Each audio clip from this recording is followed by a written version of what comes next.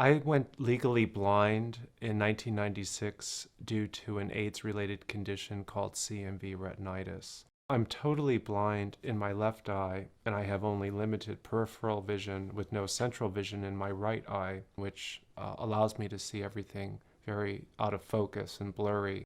I see the world very much like it appears in an Impressionist painting. I started doing a series of self-portraits that I called my Blind Vision series, which it tries to encapsulate the emotional, psychological, and physical weight of vision loss. And I found that just using a standard film camera was not effective enough for what I wanted to do. So I actually turned to using a flatbed computer scanner.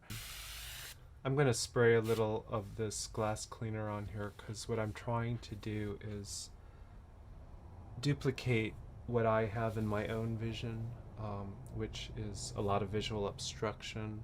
So I try to find a way to represent what is going on with the floaters and the fact that I have no central vision.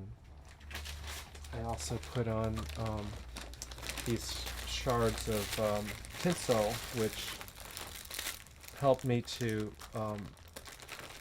illustrate sort of the shattered aspect of my own vision and create other textures within the work so that it replicates some of what I actually experience.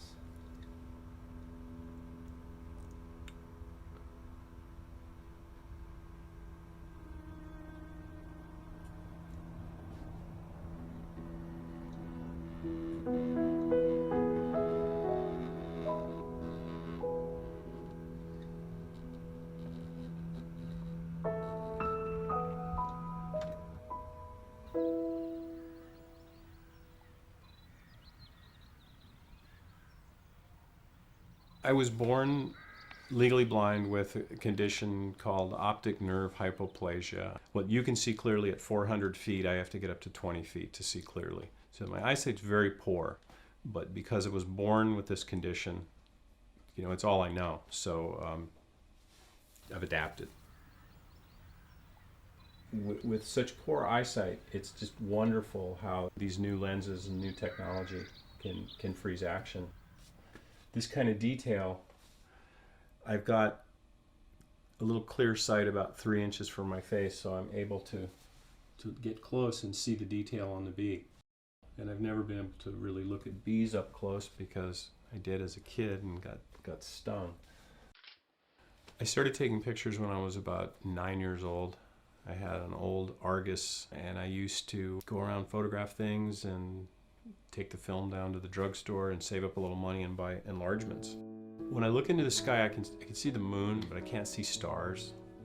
And I had a friend with a telescope, and he showed me stars through a telescope, and I thought, how do I connect the camera to a telescope?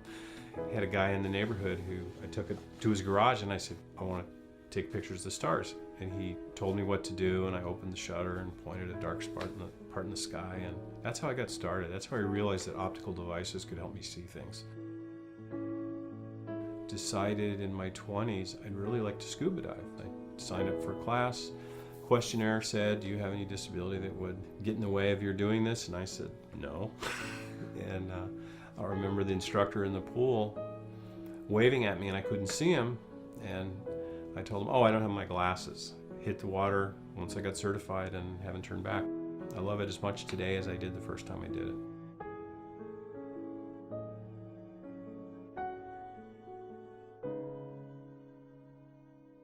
I have something called retinitis pigmentosa, and I lost my sight over time.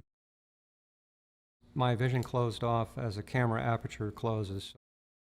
At a certain point, I decided that blindness wasn't going to crush my life, and I had some vision. I didn't know when it was going to go away, but whatever vision I had to use to some purpose.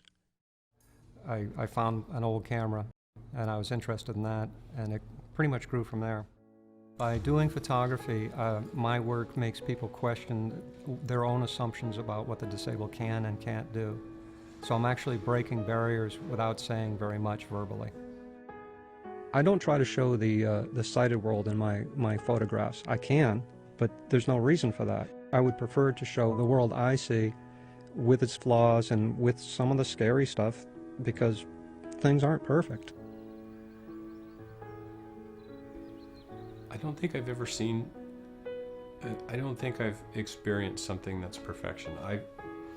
I've made a few things that I feel are close, but there's always, and sometimes I think flaws or those imperfections can be interesting.